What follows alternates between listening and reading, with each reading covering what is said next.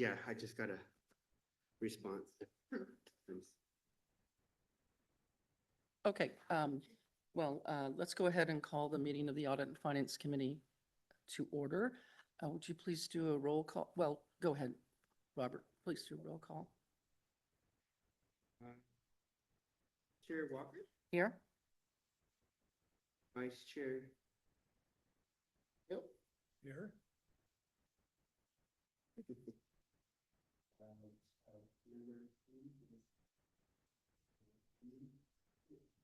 Member Patel. Womack.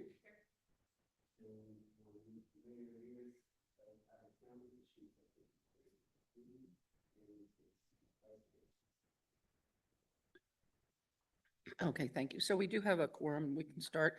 First, I wanted to say goodbye. This is my last meeting as chair. I'm, as I was telling some of you earlier, I have no say in this, but my recommendation is that the new committee elect Tom as chair. He's been a really great vice chair, and I think he's in a great position to lead the committee after I'm gone, but I'm going to miss it. And just as a note, Tom and I both attended the joint study session last week, which is some of that we're going over today and also some from prior study sessions. So I think it'll help you get caught up, but it was, we have probably a few things to report about the council and where they stand on the ADP thing. Okay, first of all, are there any public comments? Is anyone nobody's on Zoom? Okay. Did you want to make a public comment, Steve? Okay. All right, then there being none, we'll move to our regular agenda items. The first is to review and approve the draft minutes of March 18th. I reviewed them and I'm happy with them. Does anybody have any comments or corrections? If not, may I have a motion to approve? Thank you, Kate. A second? Okay, all in favor say aye. Aye. Any opposed? Passes unanimously. Thank you. And now we move into the substantive part of our meeting, the fiscal 26 general fund operations budget that was presented to the city council. And is that what this is about? Correct. Yes, ma'am. Okay, so Robert, take it away. Well, thank you, Chair Walker and Vice and Finance Committee and members of the public. Yes, before you is item number 2. It's the report on the fiscal year 25-26 general fund operations budget presented to the City Council at their April 2nd, 2025 meeting. I'm going to present a PowerPoint presentation to go over it. It's high level, what's in the staff report, and we can have questions as we go through it. Let me just begin. Yeah, I'm gonna try. Okay. Doing the share. Sorry about that. Okay. So for brief highlights at the meeting, we presented to the council that the 25-26 projected general fund revenues were at 24.6 million to general fund expenditures of 22.01 million. That would produce a 2.65 million single revenue surplus. Then one of the highlights was the overall expenditures increased 806,000 from the adjusted budget of the 24-25. So that would be a 3.8% increase into 25-26. In the staff report, we first highlighted some revenue sources to the town. Property taxes is 70% of our revenue budget, revenue sources to the town, followed by the charges for services, which includes our building, planning, public works, and police department budgets, 17%. Sorry. No, you're good. And the sales tax, business license is at 3%, followed by the franchise fees, which is our utilities, cable, refuse at 5%, and then our fees and taxes, which is in parks and miscellaneous, is at 5%. So these are the major revenue sources to the general fund. One thing in particular that we have in the general fund is the ERAF. It's one-time revenues that we that are not included in the basic general fund operations budget, but it's included below the line in our revenue summary, revenues and expenditure summary report. So ERAF, we budgeted at 2.5. In fiscal year 24-25, our actual ERAF that we received was 2.71 million. And again, while it's not included in the basic general fund operation revenues, these revenues flow through our unallocated general fund balance. And we use them as one-time revenues for specific projects or priorities of the council. So of the revenue highlights, I wanted to point out as well that was in the staff reports, property tax in lieu, VLF is the most vulnerable revenue to the town right now. Currently, we have the 23-24, the town VLF due was 1.65 million. However, the town only received 946,000. There is a shortfall of 704,000 from the 23-24 revenue. In our current fiscal year 24-25, the VLF due was 1.758 million. However, we've only received 1,023,000, so there's a shortfall of 735,000. So there's a 1.4 million shortfall currently that we're experiencing with the VLF. In the staff report, I highlighted that we're working with our county counterparts at the county level and other cities here in the San Mateo County we send letters to our legislator letting them know to put this in the 25-26 budget. As far as the 23-24 shortfall of 704,000, that has been petitioned to be put in the 25-26 budget. And also the 24-25 will be in the following year. But we do communicate that to the state of California, and it turns out that this is going to be like a revenue where we're always going to be lagging in receiving our full funds because of the state's funding. So, but they acknowledge that they owe it to us, it's just they can't pay it. Correct. Yeah, they acknowledge, yeah. That's really cool. Right? Stand in line. And then the other thing I wanted to point out was our refuse franchise fee. It was reduced. We have a franchise fee for refuse, and we reduced it from 10% to 5%. And this was done back in November. So this is there's a standard increase of 11% in the refuse fees that take place every January. And so the council reduced our refuse franchise fee by 5%. So the increase impact to the residents is only 6%. Because it was an 11% increase, they felt the 5% reduction in the franchise fee to the refuse hauler.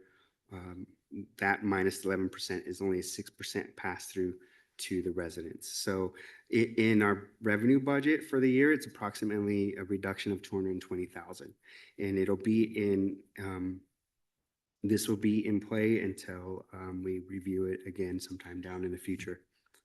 But that's what it'll be. We reduced it to 5% rather than our standard 10%. Expenditure highlights, that was highlighted in the staff report. So for 25-26, of that 803,000 that we've communicated earlier, salary and benefits adjustments is about 2.7% of that, which is 565,000. That's all across the board for all departments. Our CalPERS UIL increased 320,000. And then there's some adjustments within our operation budgets. As you all know, we've been working on our housing element the last couple of years. And so there's a reduction of 261,000 to our planning department. And that's because this is a one-time review that takes place every 8 years. So we're at the end of that review. And so we have a reduction of 261,000 in our 25-26 operation budget. There were some adjustments throughout in facility and infrastructure maintenance costs in the building department, public works department, adjustments through our building contract services costs. And again, as I mentioned, adjustments in our planning contract service costs, meaning the housing element costs are going down, but the planning operation costs, which to man our planning department has gone up about $74,000 in just for the counter hours needed for review of plan check review for constructions. And then there's an operation savings of OPEB cost of $525,000. As you know, we've gone through this before in the finance committee. The OPEB is now being paid out of our PARS OPEB trust, and so that savings is $525,000. And then right here is just a recap of all our total general fund revenues. As you can see, 17 million is mainly our property taxes. ERAF is 2.5 million, and then followed by sales tax at 529, franchise fees as 906,000, and our charges for services. That's our building services, planning services, engineering, and police services. It's at 4.2 million, followed by our licensing intergovernmental, and then a use of property and money, which is our total miscellaneous of 1.2 million. Our interest income is part of that 1.2 million. And then park program is about 79,000 for park rentals. So that brings it down to about 27.1 million in our total revenue that we're projecting for 25-26. And then this next slide is just a history of where we can see our general fund revenues, our property taxes. So you can see in the green bar in 1920, our actual was 11.6 million. And you can see it's gradually increased. If you can look at the 22-23 actual is at 14.2 million. That's the light tan bar. And then you can see if we progress in 23-24, our actual was 14.4 million. Followed by our 24-25, which is our current year, we're estimating 16.1 million in property tax revenue. And next year, we're budgeting 17.3 million in property taxes. This next slide is our ERAF revenues. As I was mentioning, it's budgeted below the line, and we typically, since the last couple of years, we've been budgeting it at 2.5 million. As you can see, in 1920, during the pandemic, it was 1.7 million, and it's gradually increased, similar to property taxes. This revenue has gradually increased. We received 1.8 million in 2021.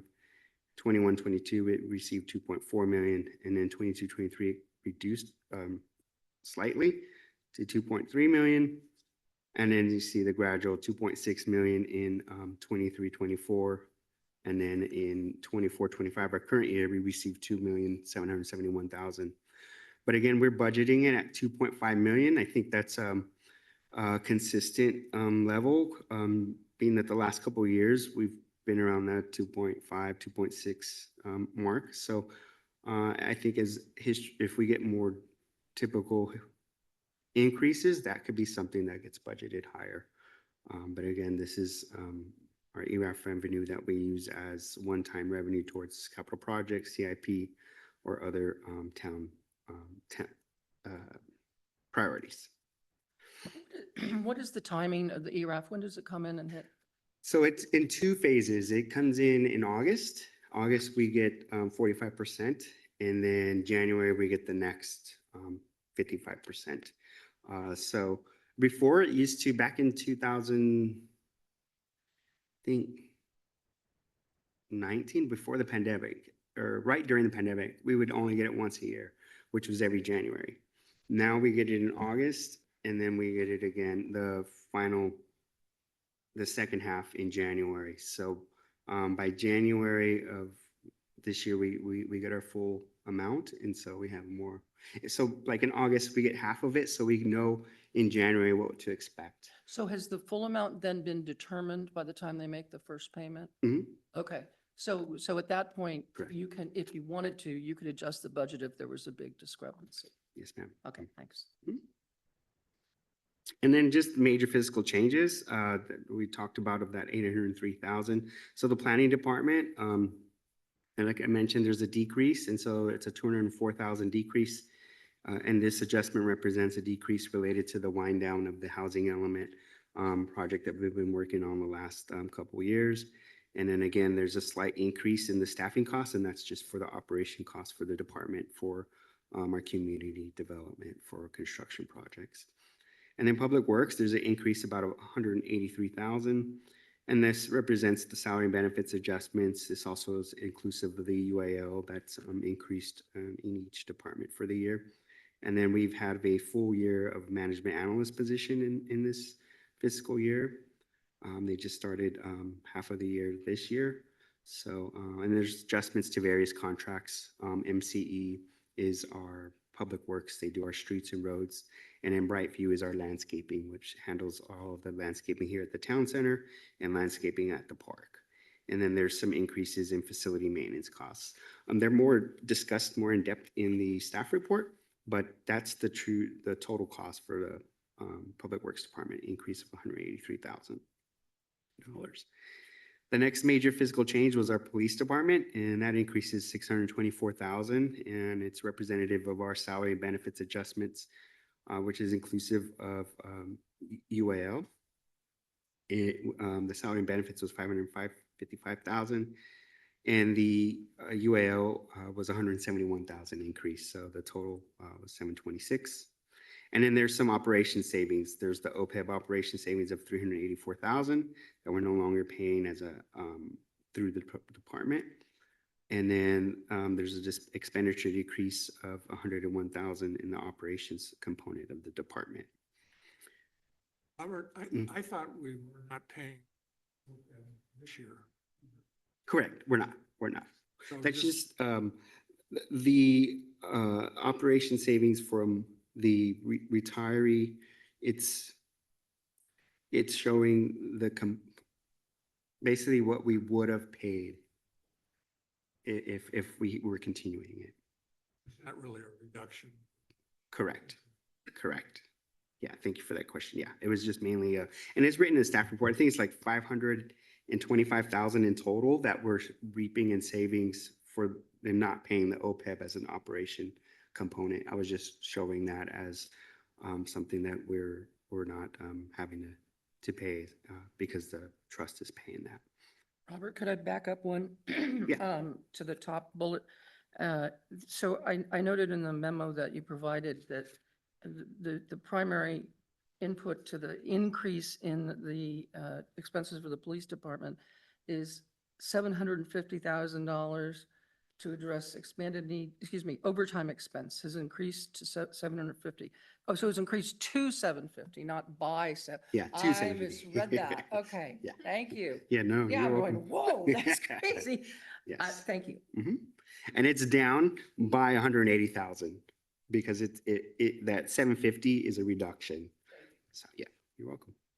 And then there's other smaller combined increases within the department. Telephone expense, there's a training budget expense just for ensuring training for officers, different trainings that they need, and as well as the management staff for the department, animal control service contracts and other materials and supplies, total increase of 204,000. The next slide is the summary of our summary and reserves of our revenues to expenditures. So you can see over time how our revenues and our expenditures correlated. So in 21-22, we had 23.7 million in revenue, and you can see we had 26.5 million in expenditures. Well, that 26.5 million included that 5 million ADP that we contributed back in April of 2022. So that's why you see our revenues were so much higher. I mean, our expenditures were so much higher than our revenues. So if you take out that 5 million in there, we'd be 23.7 toward 23.7 in revenue to 21.5 in expenditures. So I just wanted to point that out, that's why the 21-22 it's reverse, where the expenditures are higher than the revenues.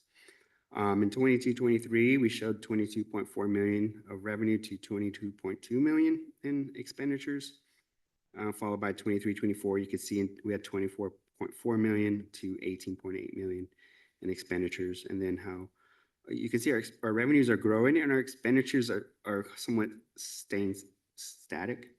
There's some slight increases, but we still have that revenue over expenditures increase of positive increase revenue of expenditures every year. And so that flows down through anytime the revenue over expenditures, we have more revenue over expenditures, it flows through the bottom line of our general fund unallocated balance. So this right here is just showing the projection of our 25-26 ending fund balance. So we add in the 24.6 million in revenues, our ERAF. So you can see the total 27.1 as we mentioned earlier in the report. That's our total revenue. And then we back out our debt service. That's our service that we pay on the COP debt service for the construction of the town center. That's the lease, cash flow lease that we received, about 7 million. And then our budgeted expenditures of 22 million. And then in this budget, in this phase of the budget, we had 4.8 million of transfer out to the CIP. And this 4.8 million is part of that bucket that we go through with the capital outlook report. And this is from our last June meeting. So that's what was presented here in our initial. Now it's about 4.9, but then I'll go over that in the next item. So you can see what that increased. But this was the placeholder that we had from last year's June study session for the 25-26 fiscal year. And so our ending fund balance as it is 12.4 million for 25-26. And then again, this is the flow through the fund balance and reserves. So we have our 15% emergency reserve, and then we have a 15% contingency reserve. So these are the set asides that we have of our fund balance. So 12.4 million minus our 6.6 million gives us an unallocated fund balance of 5.8 million. You've heard this before, but do we have a stipulation on how much should be unallocated? Or do we have a requirement? It's 5.8 now, but is it required to be a vanity number? Right now, no, not any specific number, but we for a purpose of our capital outlook report, we make sure that it's not lower than 2 million right now. I'm just looking at the trend here where our expenses are less Mhm. than what our revenues are. Mhm. And is there any funding there that could go to something? And then I'm not against fiscal responsibility, Right. but also it's like unused funds are unused. Right. So. No, that's just a question I have. No, great question. So anything that's remaining after our reserve requirements, the 30%, which 15 is emergency, 15 is contingency, any remaining is the unallocated component, and that can be allocated through council direction to CIP or any other Or to projects. making an additional discretionary payment to. Correct. Yeah, so, Yeah. I mean, Yeah. your point's well taken. Yeah, it is. Yeah. So yeah, that's that unallocated balance is what can be allocated to other opportunities. So, but yeah, so it's good that we have the revenue over expenses and it flows through. So you can see after our contingencies, that balance is available. Again, and then the financial modeling spreadsheet, as I mentioned, it helps us with our master plan project planning and council priorities. It helps create set aside buckets for planning tools as we move through, identify certain projects and certain council priorities as we go through our budget cycles. And then for the current year, 24-25, the CIP budget included the bucket of 4.45 million that was to be allocated to our CIP project. And these were the buckets for our current fiscal year. So 735 was the drainage, 840 was our road improvements, 1.95 is the park master plan. So this is the playground and the restrooms. 250,000 was for our bike ped master plan refresh, 175,000 for screen infrastructure projects, and then 250 is our facility replacement fund. And then these last two are for any town center improvements or general park improvements, assessments and repairs that we need at the park. So this is the current 24-25 allocation, not the 25-26 is what we'll discuss further. We've been discussing. But it's the budget. What did we actually spend of that? We've allocated it to these buckets. We're still doing designs on some of these drainage master plans. We're mainly doing mostly designs. The 840,000, the road repair, that's for our street and maintenance. Those projects have gone out to bid, I think, last month and this month. So we have overlay, street slurry seal, and Cape. So 3 road maintenance projects that we have ongoing. In fact, and I think one is happening right now. If you've drove by Maple, you can see they're doing one. So we're spending our road improvements. Mhm. So these numbers, correct me if I'm wrong, they get transferred out of the general, Correct, not just when their expenses are right away. correct. That 4.45 million gets allocated to the CIP Fund 401. Correct. So Yeah. it may be out of the general fund, but it's still in our pockets till we spend it. Correct. Thank you. Correct. Yeah. Yeah. So that was our presentation to the council that was our April 2nd study session for the general fund. Again, we're going to bring that back at our June 4th study session. I'm sorry. I think it's the 4th. I did have it in here. Yeah, the June 4th study session, we're going to bring the general fund operations budget back along with our CIP and then our other special revenues. We'll bring it back, but this was just the general fund operation budget that we reviewed at the April study session. Yes, sir. Last question with me. So is it the capital improvement fund? Mm-hmm. You have details on what the balance in each of these projects, going back into current balance. We have we have current balance. Some of these projects they're sitting in the funding is sitting in there for once the designs are completed. So some of these projects like the drainage master plans, we have designs that are taking place for different projects. So there's some design money that's in there. And then the construction component that we've allocated in previous years is also sitting in there until the construction comes But along. what I'm asking, I guess, is identify it. Like Mhm. you could say if the fund is $10 million, 3 million. Correct. Park master plan, signed in various years and spent. Mhm. Say the balance rate. That's what. Yes, if it's by identified project, we can provide, we identify it like that, but right now this is in a bucket. Yeah. And then, yes, so this was the 24-25 CIP allocation current year. Again, the 25-26, we had 4.8 in there, and that has changed as we've gone through our CIP exercise with the council at our May 7th meeting. Any questions on this one?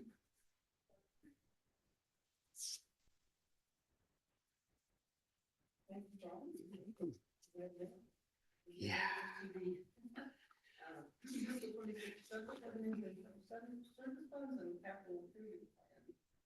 the Yes. 5-year out.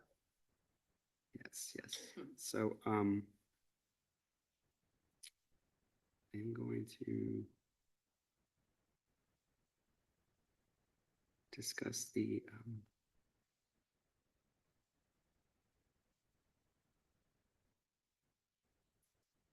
so in this next item, this is the 25-26 special revenue internal service funds and the capital improvement program fund.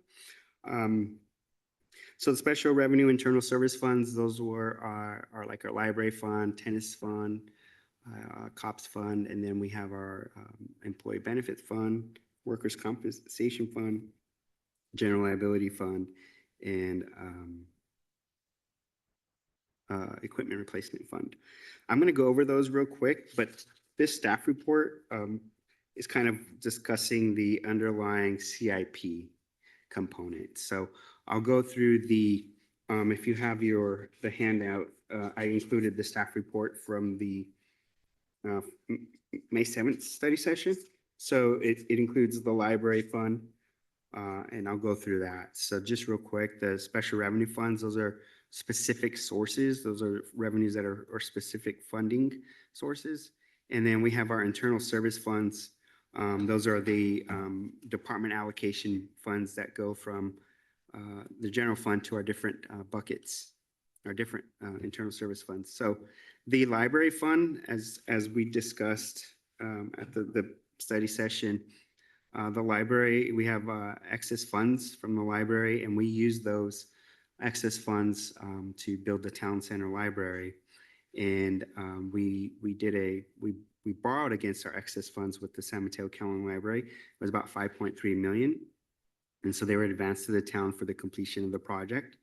So there is approximately 1.1 million left remaining balance. And this is from the staff report, remaining balance of 1.1 million that the San Mateo County Library will deduct from the library funds. So once the investment is paid off, any remaining funds will be evenly split between the library and the town for library-related activities. So the the county holds all future excess funds.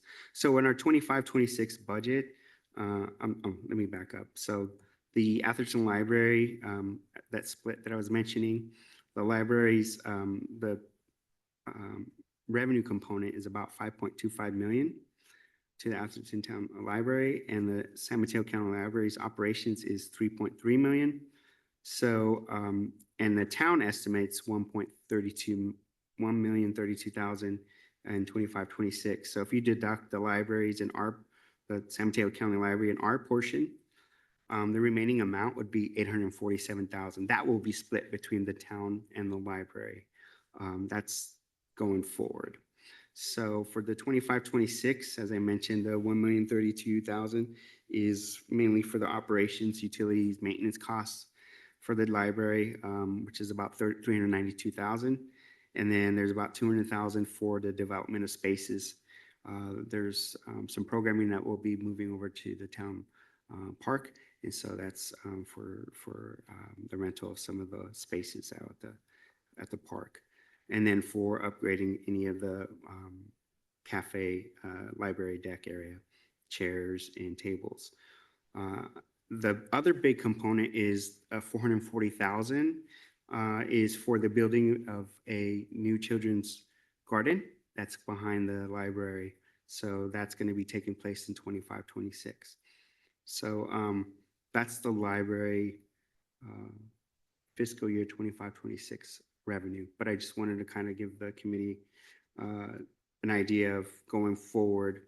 Once our funds and the library funds are removed from the excess funds revenue, that amount will get split between the library and the town. And it'll be for future uses for the town, operations, any capital projects that are specific to the library. And again, those funds will be ours, but they will be retained by the trust in the San Mateo County Libraries. It's not that we'll get that every year. It'll just be allocated in our trust, and we will have access to it as long as we can identify some projects that are.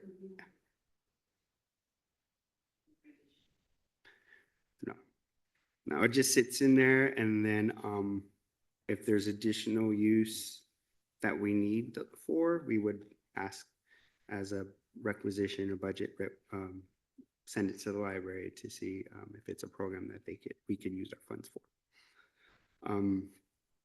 The other funds that are, again, is the equipment replacement fund. That's just our standard allocations from the different departments. So real quick, expenses are 428 revenue to the fund and expenditures of 375,000.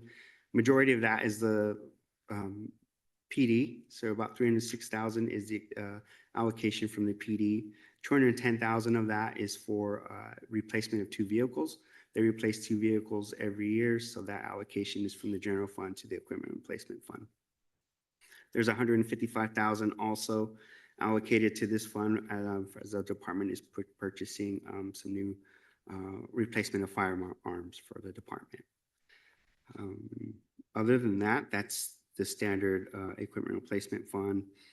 Again, the workers' comp fund, that is our workers' comp program. We're having a total of charges to our department is 74,000, as you can see in the report and in the attachments, and the expenditures is 256,000. On this one, the JPA is currently looks to probably dissolve in the next year. And so currently, we will continue to be part of the JPA. There's enough funding in the workers' comp fund, as you can see in the. Let me pull up the.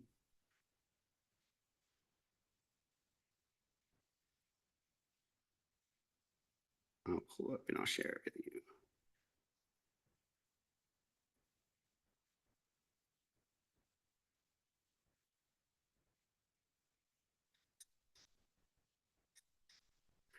So the workers' compensation fund, we're going to have 78,000 in charges, and these are charges that are to each different department in the general fund. And we're having expenditure expense of 250,000. This 250,000 includes our yearly assessment for our workers' compensation program. Again, we're part of a JPA and it's cities group. And again, there's potential that this JPA is going to wind down either by the end of this calendar year or next fiscal year. Staff is currently reviewing two options, a couple options in new JPA to join. One thing I wanted to point out is in the staff report, we have about 667,000 in liability claims, which is about 13 open claims that are with the JPA. There's talk that if we exit the JPA, the individual agencies will take their claims with them as the JPA dissolves. The reason why I mention that is we have these liabilities, and we do not know what it's going to cost to go enter into a new JPA. There may be a reserve requirement to join a new JPA, and we don't know what that is. But over the years, the town was diligent in building up the workers' compensation fund, and we have a reserve of about 1.3 million in there. So that will handle the current claims of 687,000 that we have, and potential if there's any equity reserve buy-in for another JPA. The other fund is our general liability fund. It's just our charges to the general fund department, 639,000, to expenditures of 734,000. One thing I want to highlight that's in the staff report is we have a self-retention of 100,000. Our retention claim is 25,000 per claim, so we budget about 4 claims per year. Doesn't mean that we will have that many claims, but that is the, you can see we have 734,000 in expense.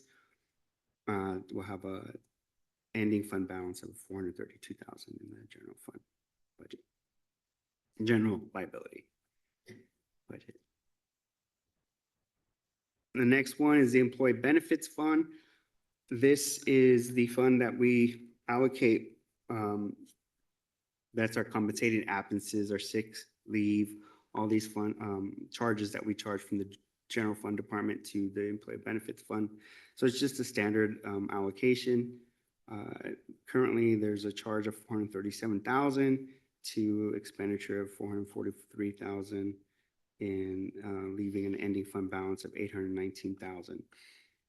Staff is recommending that there's a funding balance in this fund, that this will be an allocation that we'll use about 800,000 towards the ADP component, which we'll get further into in the next item of the CAP. Is there any questions on the special revenue internal service fund?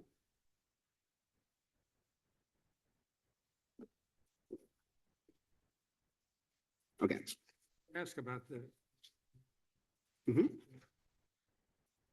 So there's some possibility to take 600 claims. Our claims, correct. Because the Isn't that taking, would that be taking claims that should have been covered by insurance, aren't going to be covered by? Those are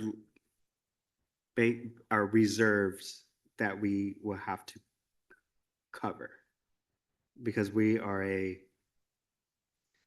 basically a self-insured, but we're a JPA pool.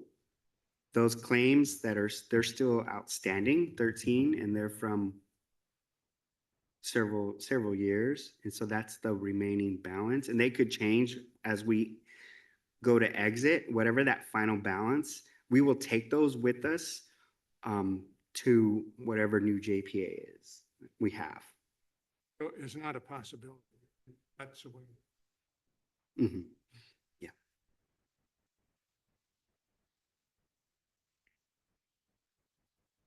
And then the next item was the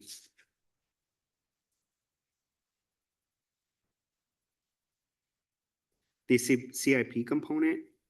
So during the second part of the review at the study session, the focus was on the use of our general funds in the CIP and the opportunity to modify the 5-year financial outlook to address any programs and project priorities that the project timing and funding availability that we may have. We reviewed the 25-26 and beyond established projects. So it's in your staff report. So we have established priority projects are annual street maintenance, necessary traffic and safety improvements, in the completion of ongoing projects.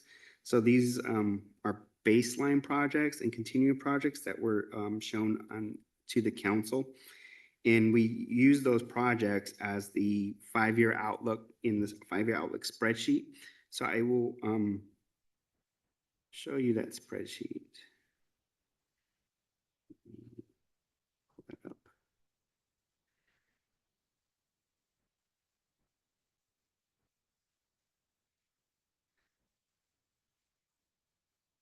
Can you see? Okay. So this is the initial spreadsheet that you have, what was part of the presentation to the city council. So in that, we presented, sorry, I'm looking at the wrong one. 4.7 was our baseline and continue projects to the council. And then it produced this 4.7 million was listed in different buckets, but it produced a 5.9 million remaining unallocated balance. And Kate, that was what you're referring to. So this 5.9 is what we have still to allocate. But again, we needed to identify our baseline project with the council. And then so during the study session, we discussed various projects, estimated cost, and then for consideration, and then all their prioritizing projects through our 5-year CIP.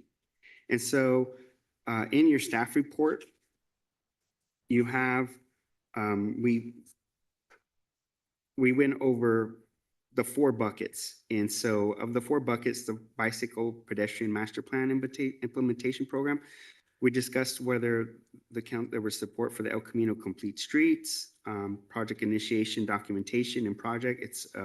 It's approval, and it's in the environmental phase with different partners, with Samtrans, Caltrans, because it's a state highway. And then we also looked at the El Camino Real Selby Lane intersection improvements. That was part of the bicycle bike ped master plan program bucket.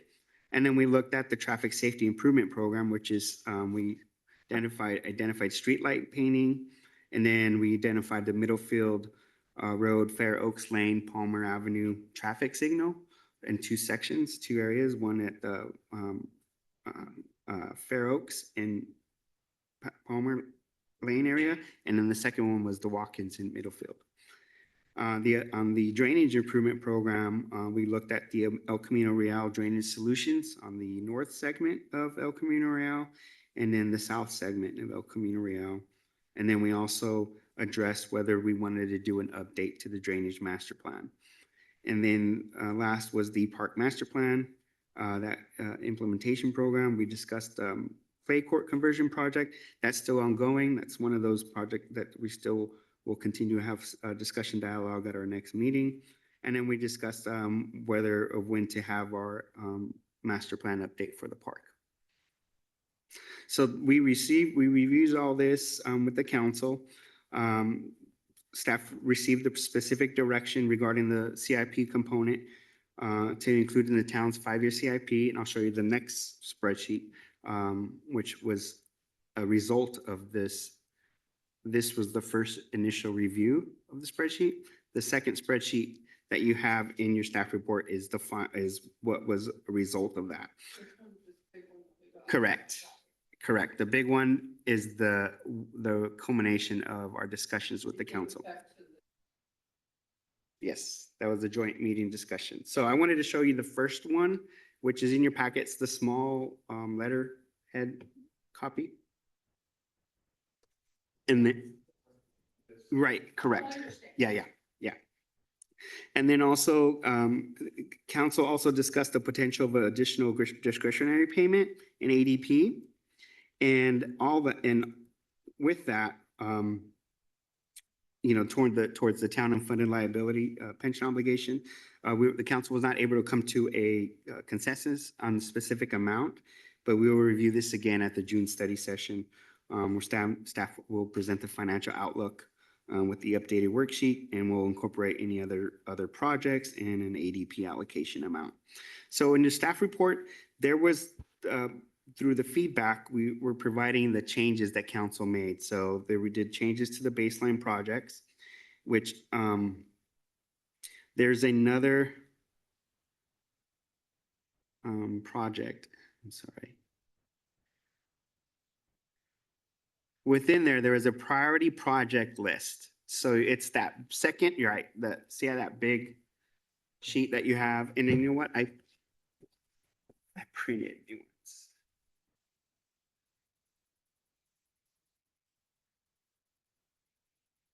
Yeah. Here. We updated it slightly, just the ongoing projects, the top, the first page. Yeah, the first page. Yeah, correct. But we didn't change the initial projects, which is that top or the first page. Yeah. Because it's a 2-page front and back. So that table is what we updated. That's the initial ongoing. Yeah, that the back of that sheet. Yeah, there you go. So these were the initial ongoing projects, and initially it was 4.7 million.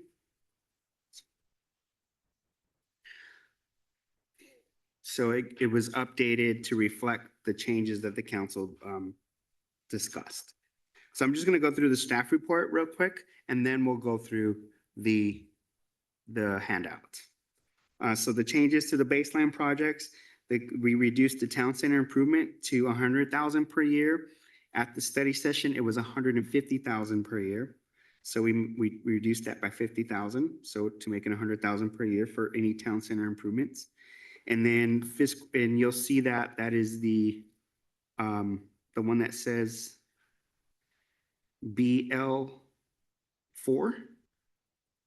is town center improvements. We moved that to 100,000. And then 25-26, we allocated there's 150,000 in green infrastructure to the Alameda de las Pogas. That's BL3. So we said can be allocated to ADLP, and the council decided to allocate it to ADLP. And then the continuing projects, you can see we updated that. So we reduced the ADLP allocation from 150,000 to for green infrastructure in the ADLP, because the ADLP was 1,150,000. And so we reduced it by 150 because we are going to, we earmarked green infrastructure for that project. And then so the additional, so the total was 4.5 million of ongoing projects.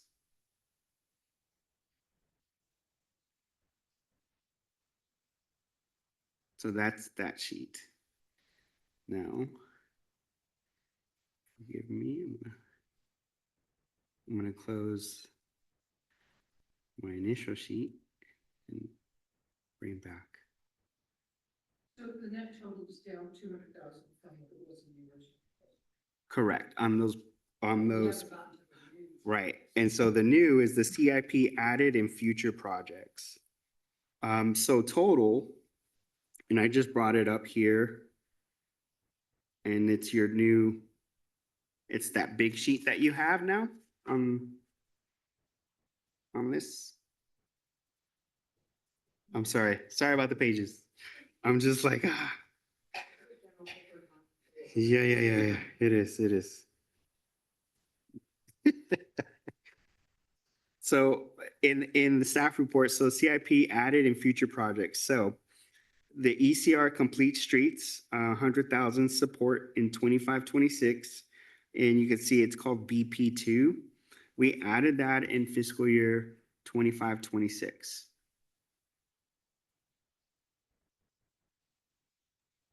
For 100,000 for, that's for, project support to, for the design and for review of the ECR complete streets, which is currently in design.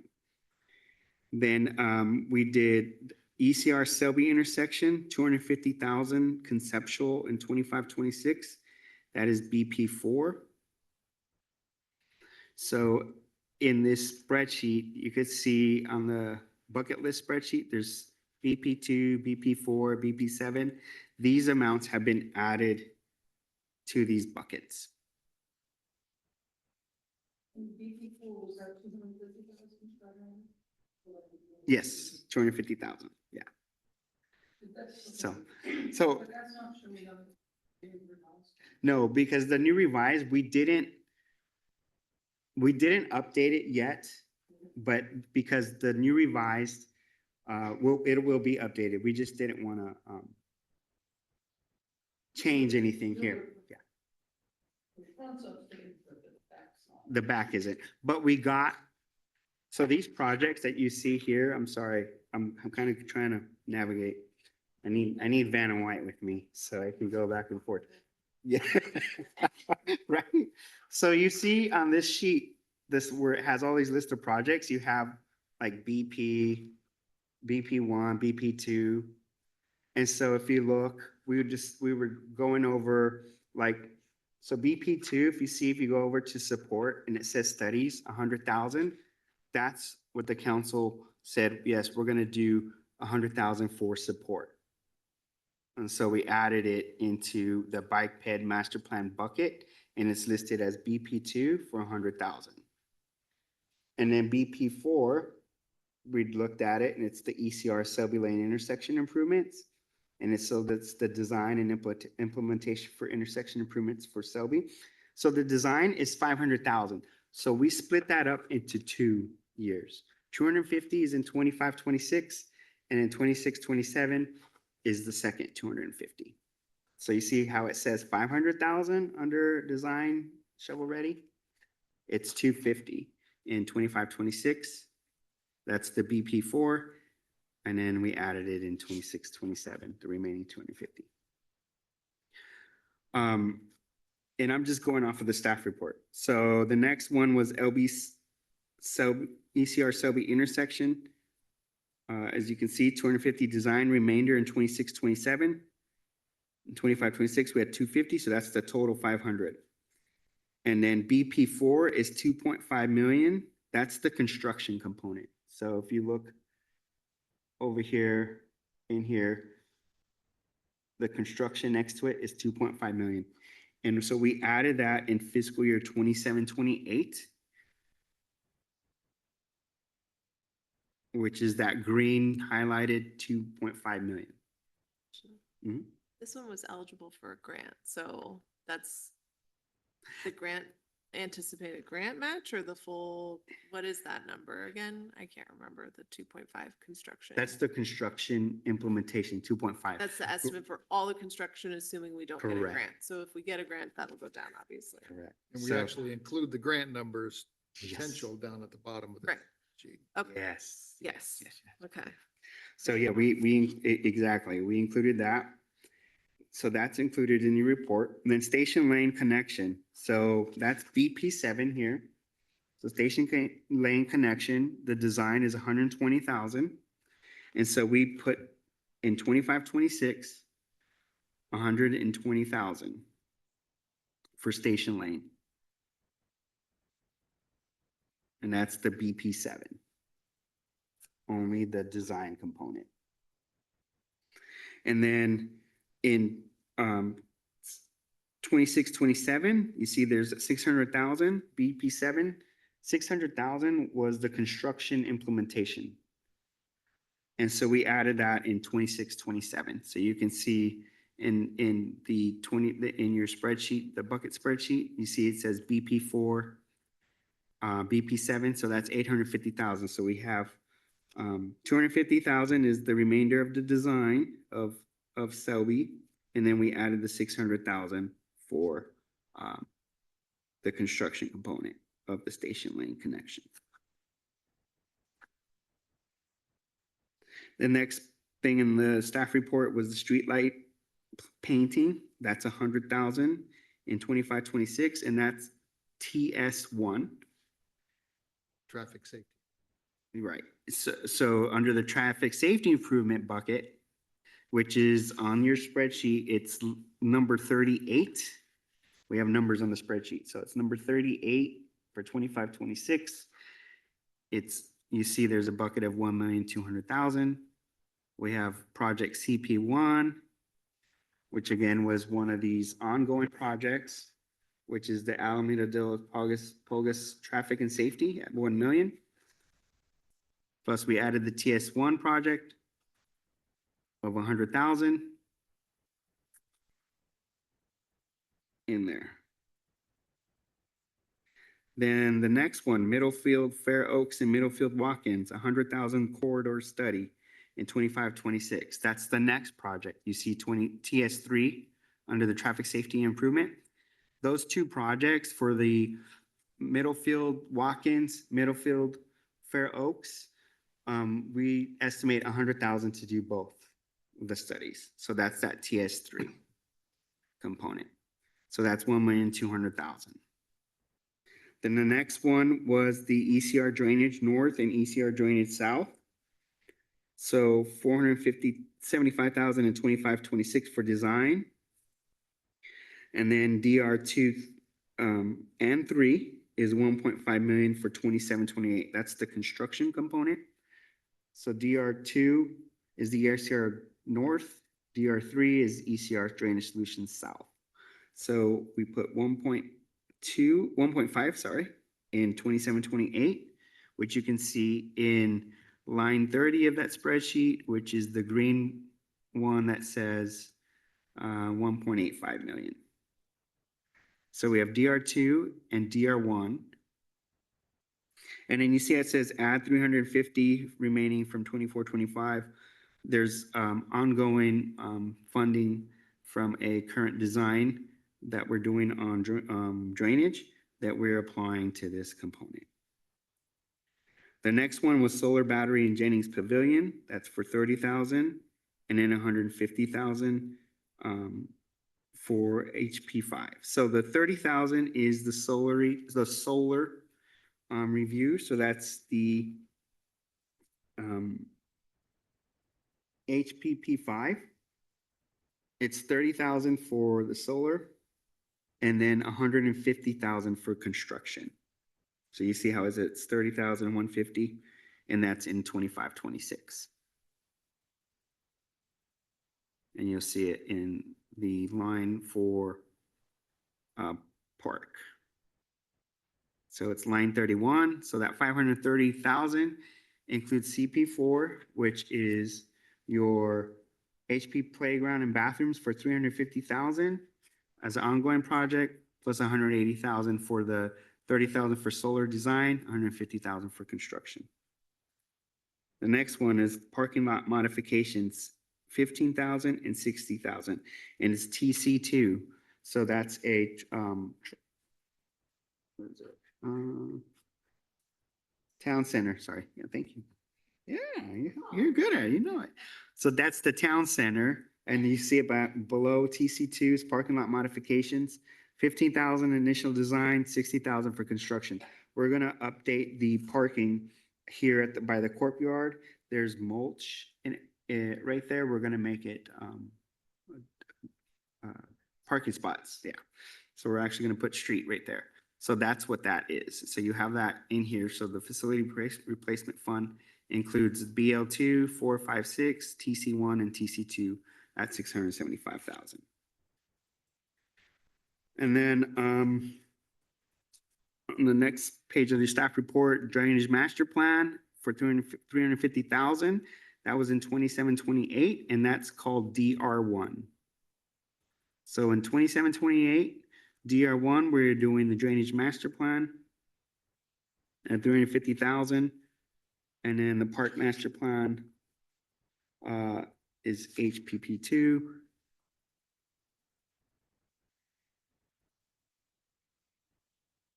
Which you'll see under the park master plan bucket.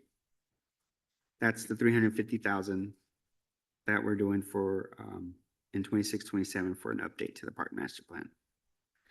So again, what I just discussed was updated and reflected based on the council recommendations for continued discussion in our next reiteration review of the operating budget and the during our June 4th study session. So we'll continue to discuss this. As George mentioned, but these have potential grant or non-general fund offsets. In that big spreadsheet, and I'm highlighting it here on the report, and I mean online, you have these offsets. So we have 1.5 million 25. These are offsets that are coming in because they're either other funding sources that are coming in, either grants or non-operating grants that are coming from other fundings that are coming into this project. Grants aren't guaranteed. They're not guaranteed, correct. So we have them in there as an offset, but again, if they don't come in, then the general fund may have to recover or cover those costs. In this reiteration under line 40, you see that we have 3 million in a pension UAO. It's for this exercise. We have not we didn't get a final answer from the council, but 3 million is listed in there. But further down are there other funds. As you can see, it says other funds, that 1.525 million. 800,000 is what I mentioned earlier would come from the employee benefit fund. So this 1.5 million that you see, 1.525 million is rolled up here as a potential, I'm trying to highlight it here on my thing, but as you see as a potential grant or non-grant fund offsets. So these each year has a potential grant or non-grant offsets. So for 25-26, putting all the council priorities for CIP buckets, current design, and having that ADP, you can see that it went from 4.7 in our previous initial iteration to 7.725. Inclusive of the offsets. So the what was it? It's 6.25 is what we added. And then we added the 3 million ADP. The remaining offsets of 1.5 gives us a 7.725 allocation. This is considered an allocation out of the general fund for 25-26. And we did that for the going forward. We'll review this again with the council. The CIP reminder, the CIP is a 5-year outlook. It's a 5-year program. We budget only the first year. So everything out there is contingent on design, contingent on construction, contingent on where we're at. But these are just it's a map to show us where we're at in certain projects that we have in the pipeline. If you look at the remaining like 26-27, you can see we have 2.7 million 2,715,000 in projects with 400,000 offset gives us 2.3 million in a CIP allocation bucket, a bucket from the general fund to the CIP. So that's 26, 27. Same thing. These are the current projects that we have, ongoing projects plus projects for the future projects that the council identified in 27, 28. It's 6.8 million with the 3 million offset. Again, that 3 million, as Vice Mayor Hollins had mentioned, and that was on the that 2 million project for the 2.5 million project for the Combination ECR. of a couple of projects. Yeah, the ECR. So we have, we're potential grant of 3 million and it's offset in there of 3 million you see in 27, 28. So it shows 3.8 million allocation from the general fund to CIP. And then for the future years, there's 28, 29, 1.5 million allocation. And these are just our standard CIP programs, road, facility replacement fund, and green infrastructure. And then 29, 30 is the out year. It shows 5.5 million. And in 29, 30, we have DR3, which is currently, that's the ECR drainage solutions. That construction for the south end is 4 million. And there's a S in that's put in the 29, 30 budget. So that's, you can see 5.5 million in that year. What, Can I ask a quick, quick question about the 3 million in fiscal 28? Is that the SU grant?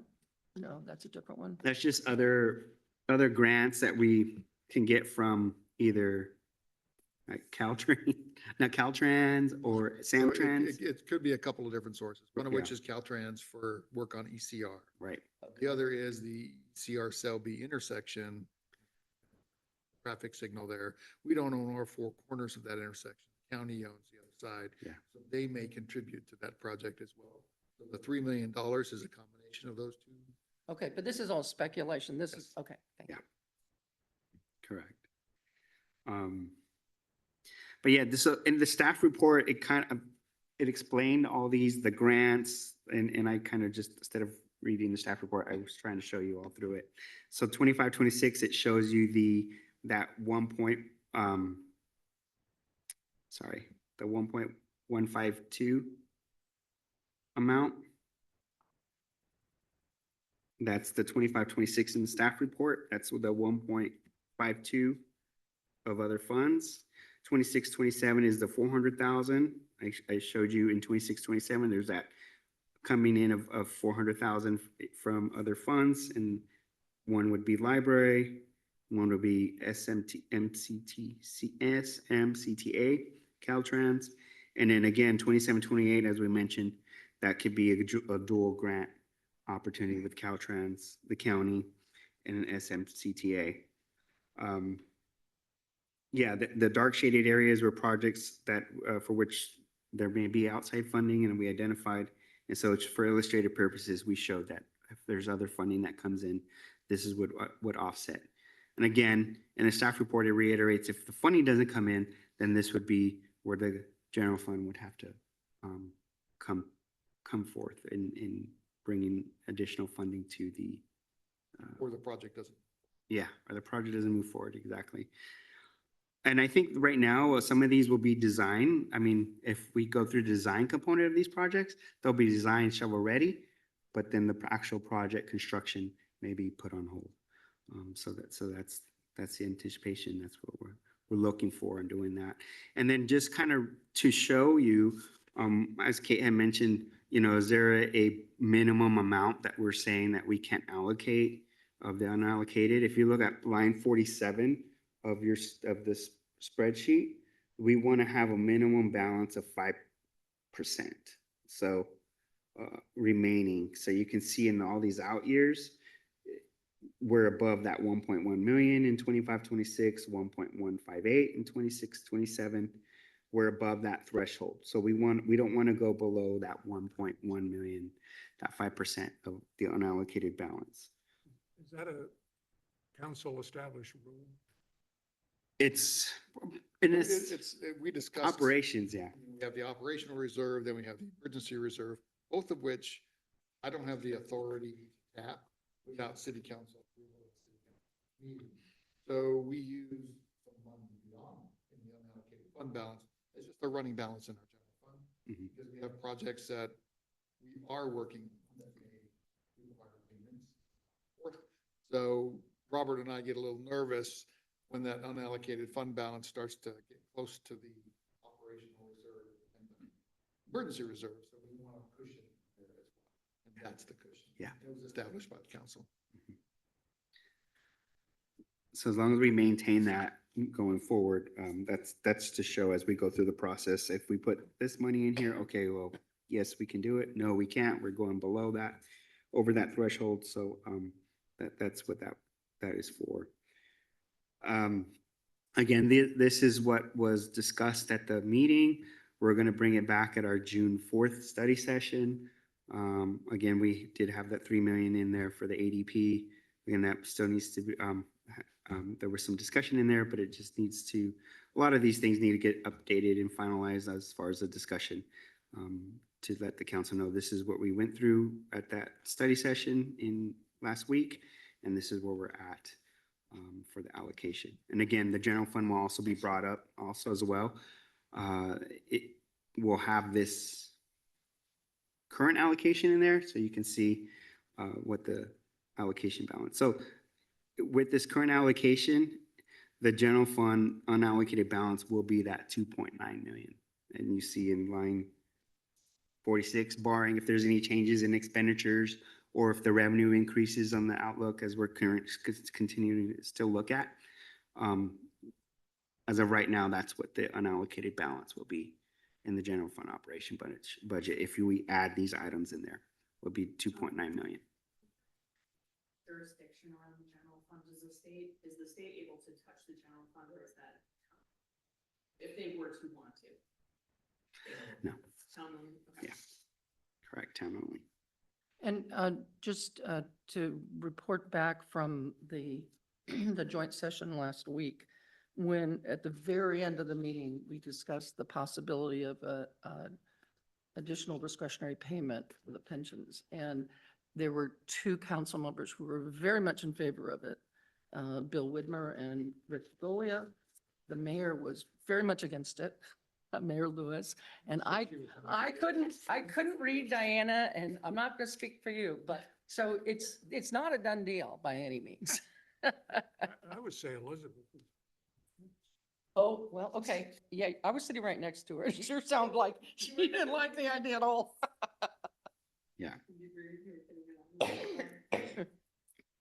Yeah. And then one thing that I wanted to point out that I know we're discussing this ADP component, but as you all are aware, we pay the COP debt of 861,000 every year, and we're at that 5-year mark. It's a 10-year note.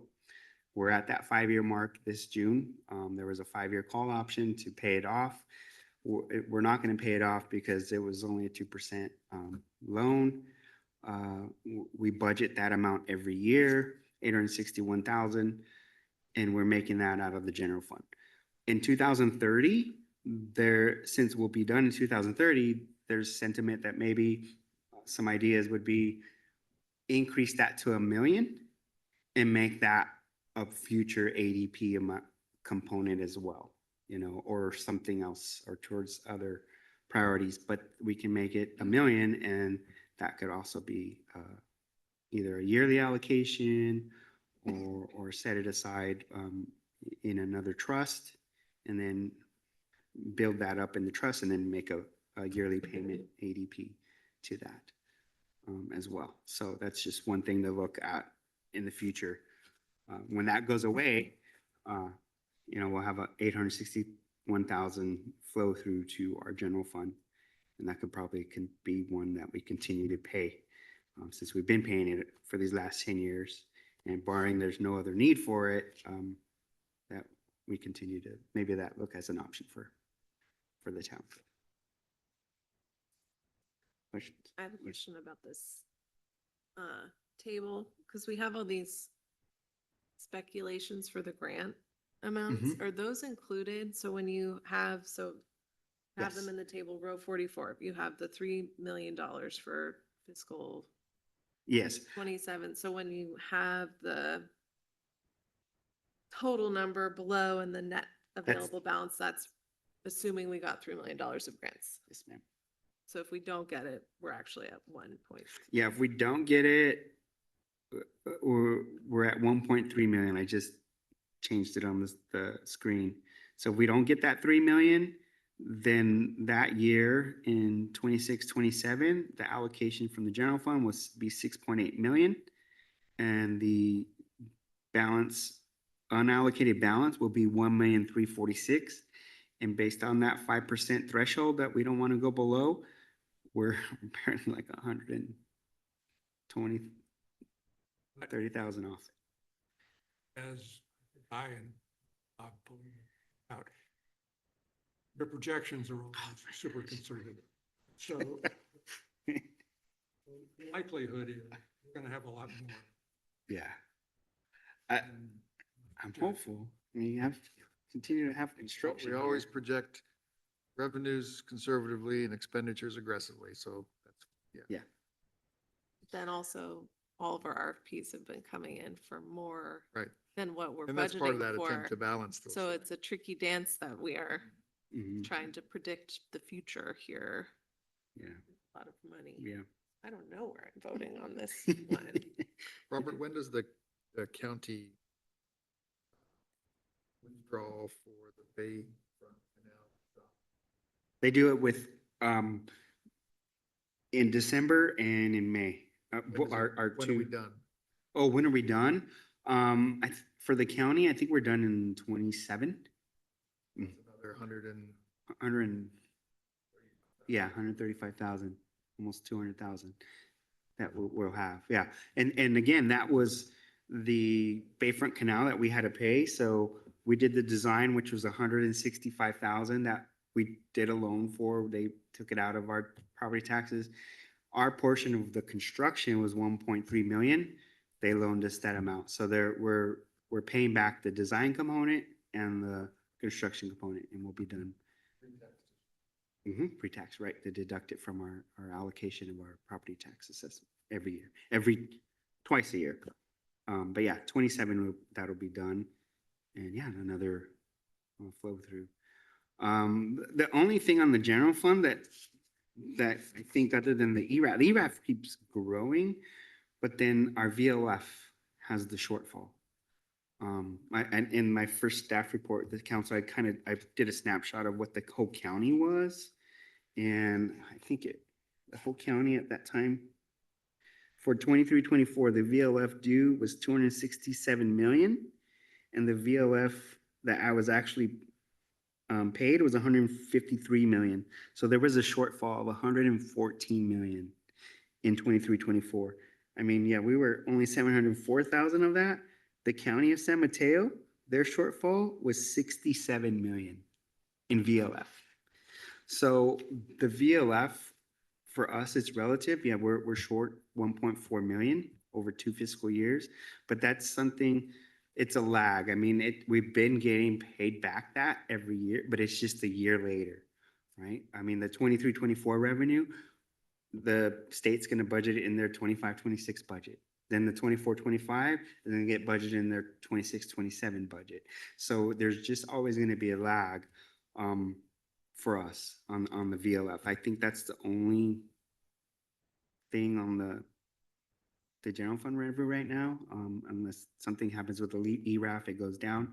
But yeah, we try to project the revenues as best as we can. I mean, yeah, I can make it 8% every year, and just want to be not conservative, but be diligent and vigilant on the revenue component.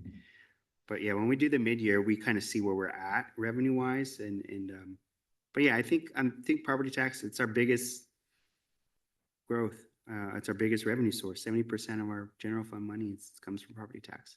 So if that continues to keep growing and at a pace that higher than what we budget and we expect, and that's great. You know, we'll tackle that every year. But yeah, other than that, Just a question, and I know that the housing project or whatever we're calling it, that's coming close to an end finally. Took Housing a lot of element? work. Excuse me? Housing element? The housing element, thank you. I knew I had the wrong. We are certified. yeah, Oh, you are certified? Okay, Barely. well, my question is, I have not read it, okay? Does it do anything that would adversely affect our property taxes? Because you could argue that putting a multifamily residence next to an estate would decrease the value of the estate. But our housing element doesn't do that in any substantial way. Mhm. In 2 years, when we have to tell the state how we're doing, and the state comes back and says you didn't do enough, Right, got to zone more multi-family, the council's got to make the political decision where to put that. And then, yeah, there could be another whole debate around what that looks like. It's a very small number of it's a very small number of lots that have been, so just in turn, like, it's just not that many houses impacted. right, But but it may. mental Forever, college- because we're gonna achieve our goals and we're done with this, George. I hope, we hope. yeah. Yep. Are there any other questions or comments for Robert? It's a lot I'm of so sorry. information. I tried to. Oh, my gosh. Yeah, but if you have any questions, yeah, feel free to reach out. But yeah, it's we'll go before the council again. We'll go through this exercise again. We'll highlight what changes have been made. And then again, we can, there may be some adjustments. So maybe let's not do the design this year. Maybe let's do it this year, or we may add another project. I don't know. But this is what we're at based off of that feedback from the council. And the council's received this updated sheet. Right, but they haven't met since. They haven't met since then to be able to discuss it. I think the conversation is gonna be twofold. One is, what's the surety or potential of those grants? And how do we check for that just in case we don't receive?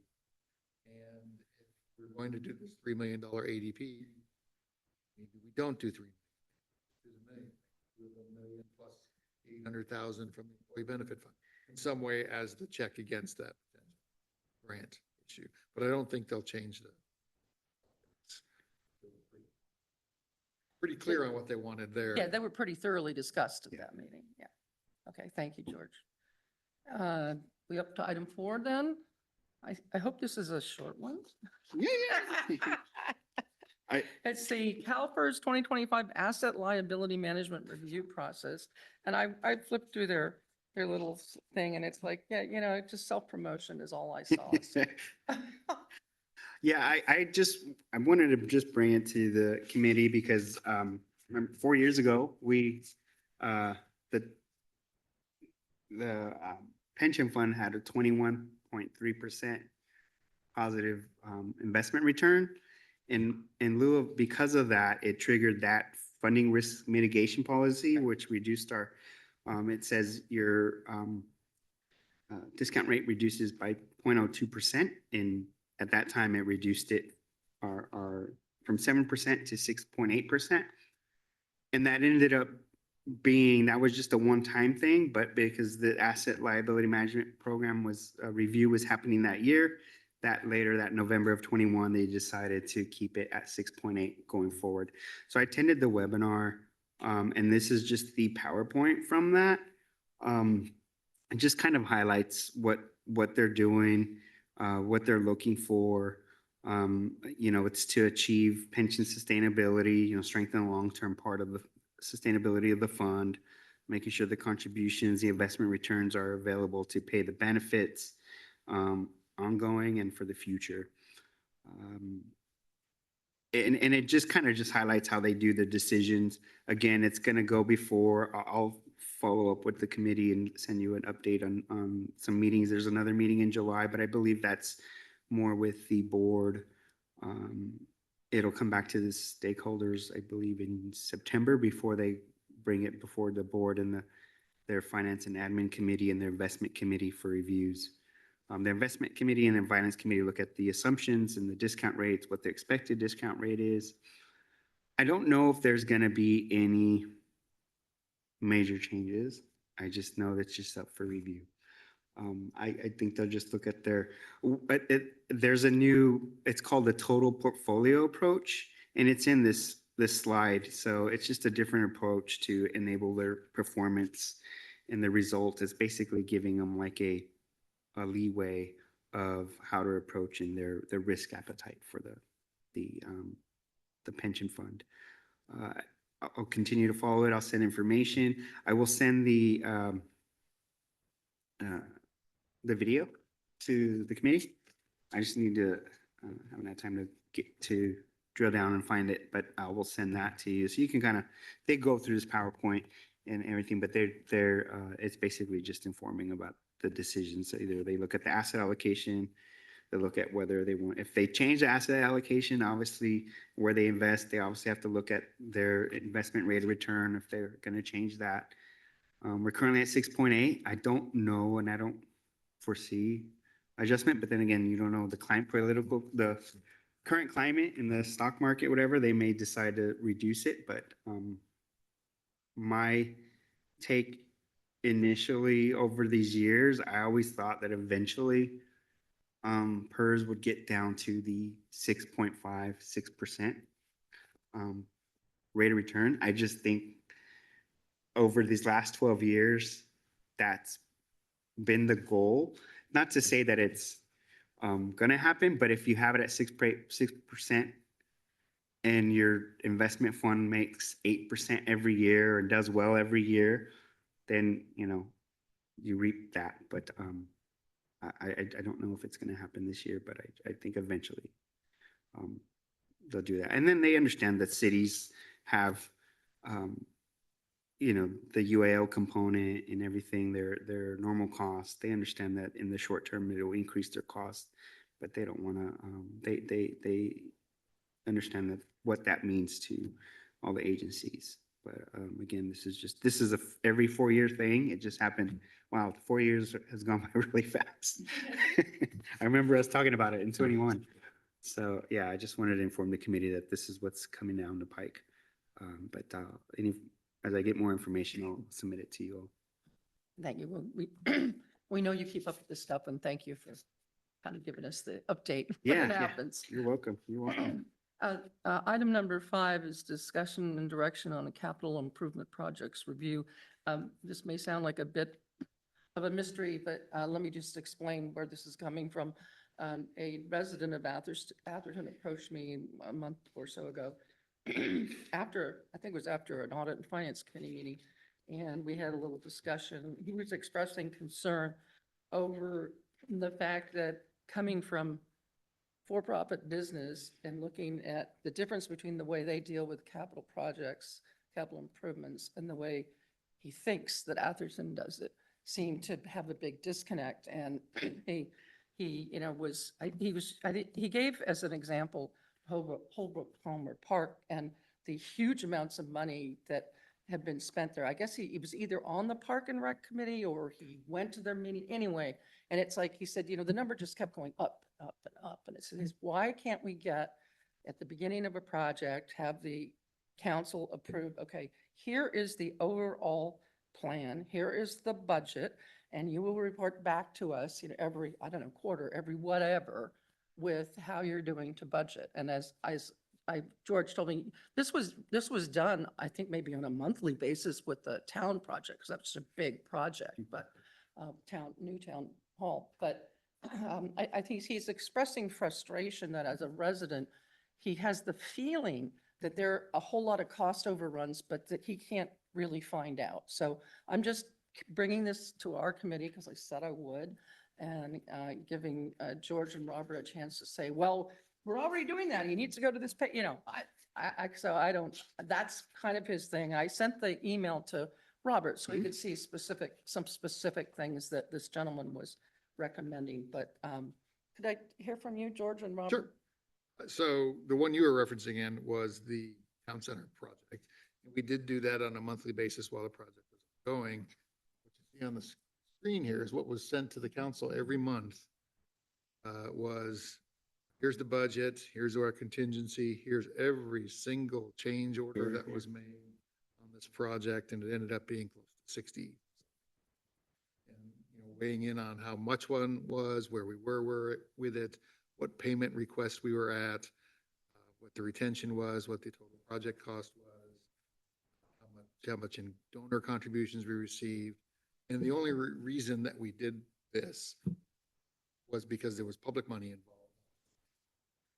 donation money involved. It was a very high profile project that everybody saw was.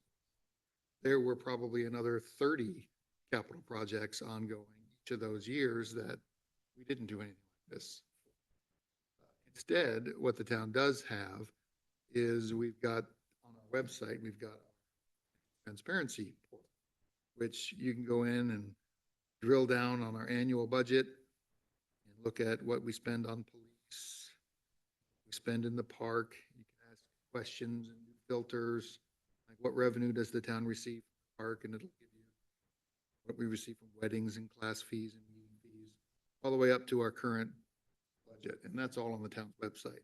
What it doesn't do is that capital project component, and that's because we don't do it. The software that we have is capable of doing it, and I've got some examples on the screen that I'll show you. I'll scroll through where other communities have greater detail on their information, where they talk about their capital improvement program, they do narratives, they talk about where all the different projects are, they put a little GIS map up there.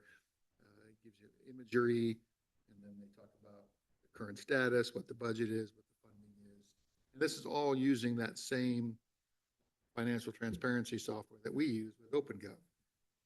And there's various ways that they all do it, mostly narrative for some communities. Some communities attach it to graphs, charts, and refer it back to the numbers. But if we did this, we wouldn't do it for every single CIP. I would suggest maybe we do it for big things, maybe streets, roads, the park playground, the very visual projects in the community. There's probably a good 30 or so other CIP type projects that we do every year that the community never sees and don't really care about how to cite up sort of thing. But the big things, I think it would be good to Would you, give some more do you think, information. that's exactly right. Yeah, yeah. I wouldn't put a dollar on it. I'd put it more in terms of visual, like the Alameda Channel project. That's a $3 million project, but it only affects 100 people over there on one channel. But street and road projects, certainly a playground project, tennis court rehabilitation project, things that the community is going to see at large, I think would benefit from. That's very helpful to know that we actually, I mean, I always hate to suggest that staff has to put more work into something, but it sounds to me like it would be very valuable, especially if you have the software. We've got the software that We just- pulls the numbers. Right, What also needs to happen is the narrative that Robert Ovadia puts Sure. together for the CIP project is married with that. right. And then put up onto the website. And I mean, I've seen, Robert has done wonderful CIP plans with pictures and everything that passed. So he certainly, I think he does a lot of that work already. I think it's the sort of the keeping track of the dollars is what I believe this resident was particularly And that interested. does happen, but it doesn't happen in a user-friendly way, because every time it's a significant change order that needs council approval, that whole CIP project goes to the city council. City council has to review it, approves the change order, it should be a consent agenda. It does happen, and it'll have the whole project information in there, where it's at, what the change order. But that can be factored into the system, right? Yes, yeah. But Okay. I mean, it is happening now. To answer the resident's question, it's just, you got to pull it from 5 different sources.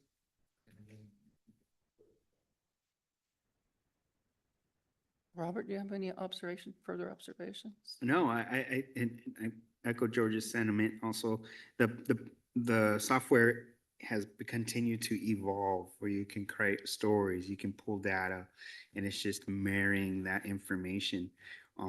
Whether it's updated, every week, every month, or if it's just a static, here's the project and then here's the information.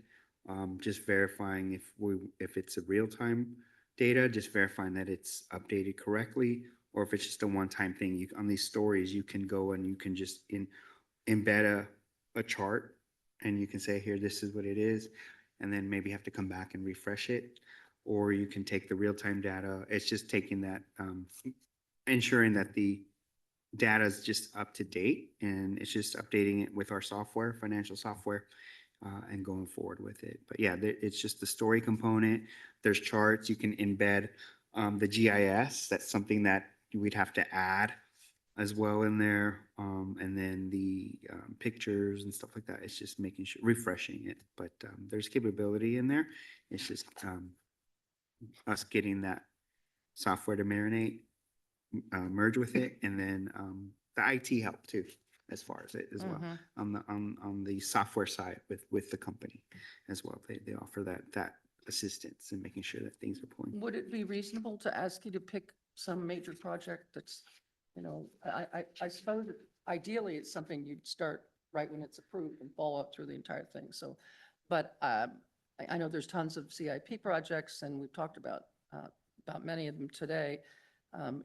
If there are one or two that stand out to you, George, as something that does have that kind of visibility where the community might really appreciate it, could we do it just, as a dry run, keep it for that and see if anybody uses it? I don't know what to suggest specifically. I but- think the playground one is a big one. Okay. It's good. Well, and It's that's in near on the fact what this horizon. gentleman was complaining Yeah. about.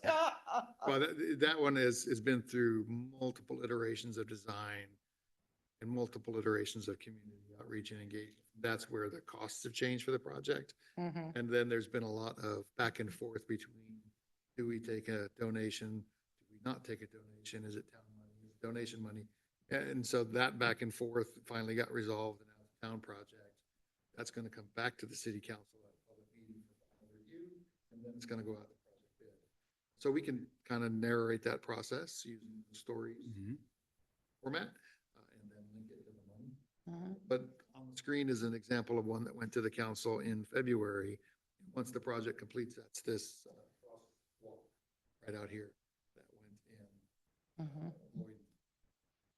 What you see, it goes through the narrative of, we awarded the contract in April to this company. This is the dollar amount. We had change orders, authorized change orders up to 45,000, total amount 488. We only had $10,000 worth of change orders to the project. There's a $444,000 project. That's pretty $10,000 good. of change orders. Total cost 453. Council approves that, approves the change orders, and it's done. And so it narrates through that process, but to have staff have to continually post, we got a $250 change order, $300 change order, that, I don't think we want that level of scale, and that would be kind of burdensome on staff to have to do all of that. But bigger projects. Good for that. Well, and I think you also, you could choose an interval of time. I mean, not daily, maybe not even monthly, maybe quarterly you Mhm. update it. and Right. it says very clearly as of, Exactly. March Mhm. 31st, 2025 or whatever. Yeah. So I think there are ways we can make it more manageable, but I would like to suggest that we try that if you're willing to and have the bandwidth. I was talking to Stacy earlier, this is the kind of stuff I love. The town was one of the first people with OpenGov. We met their founders over in The Old Town Center, yeah. First forming up their startup. And so we've had it ever since. It's a good piece of software that's up on the town's website. I think it probably has 10 users in the community, and Robert and I are probably one of them. One of the two, yeah. But I wish it was used more, and stories is a way to engage the Right. public. Yeah. I think at the risk of throwing this out there, I was at OpenAI yesterday and I think there is a ChatGPT solution for this. Yeah. As you have it already on the website, putting the query in, that could create the story right there. So Right. Yeah. just Thank you. Mhm. Yes. Do that for you. No, yeah. And they innovate so fast. It's just, Yeah. sometimes it's hard to keep up, with them. I personally talked to the owner and they're one of the founders. And it's like, that as you're trying to get used to something, they have something else. So. ChatGPT can plan my vacation, it can certainly. Sounds good.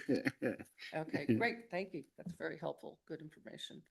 I believe we're now up to our last item, which is, does anybody have suggestions for future topics for this committee?